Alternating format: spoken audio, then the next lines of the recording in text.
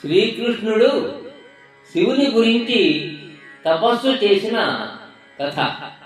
ఇత్తెరగున ఐరువురు చిత్తముగతి నొడలు గలచి సిద్ధాంత పరాయత్తులకు మునుల ఎరుకకు విట్టై తెలువారె జమిలి వేల్పని తెలుపం.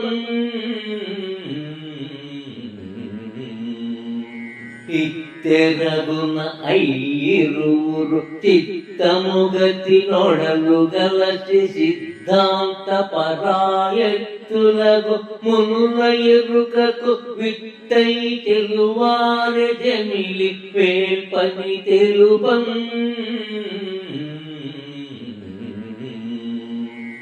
శివకేశవుల ప్రణవేత వాళ్ళు ఇద్దరూ కాదు ఒకరే అన్న భావాన్ని జమిలి వేలుపు, వేలుపులు కాదు ఒకటే వేలుపు అనే పదం శివకేశవులు పెనవేసుకుపోయారని చెబుతుంది.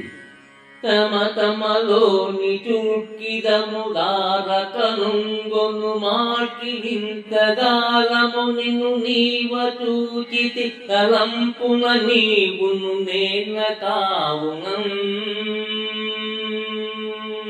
తమ తమలోని చూట్కిదము దారకనుంగును మాకి ఇంతకాలము నిన్ను నీవ చూచితి తలంపున నీవును నేన కావునం. ఇవి శివుడు శ్రీకృష్ణునితో అనే మాటలు. శివుడు తపస్సు అంటే ఏమిటో వివరించాడు. తనను తాను పరిశీలించుకోవాలి, అంతర్దర్శనం చేసుకోవాలి. అప్పుడు శివుడే తానని తెలుసుకోవాలి. ఇదే విషయం అద్వైత బోధ చేసిన రమణ మహర్షి కూడా ఉపదేశ సారంలోని 24వ శ్లోకంలో చెప్పారు. ఈశ జీవయోర్వేషధీభిదా సత్స్వభావతో వస్తు కేవలం.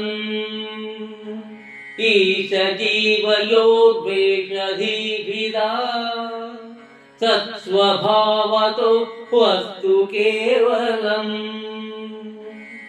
ఈశ్వరుడికి జీవుడికి కేవలం వేషములోనే భేదము కలదు. సత్వభావంతో చూస్తే రెండు ఒక్కటే.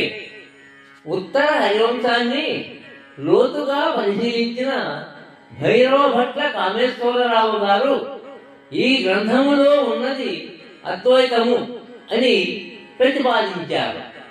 కృష్ణుని కోపములో రుద్రుడు కనిపించడము, నారదుని శాంతములో శివుడు స్ఫురించడము, బలరాముడిలో శివాంశ, ఇవన్నీ అద్వైత భావాన్నే మనకు కలుగజేస్తాయి. కానీ ఇక్కడ మరొక విషయాన్ని మనం గమనించాలి. ఈ కావ్యములో శివునికి కృష్ణునికి అభేదం చూపబడింది. అలాగే శివుడిని విష్ణు భక్తుడైన నారదునిలో, హరి అవతారమైన బలరామునిలో స్ఫురించడం జరిగింది.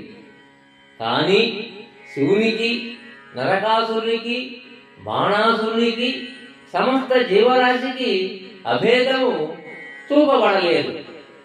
శంకరుని అద్వైతము ప్రకారము జీవుడు, శివుడు, జగత్తు అంతా ఒక్కటే, అన్నీ బ్రహ్మమే.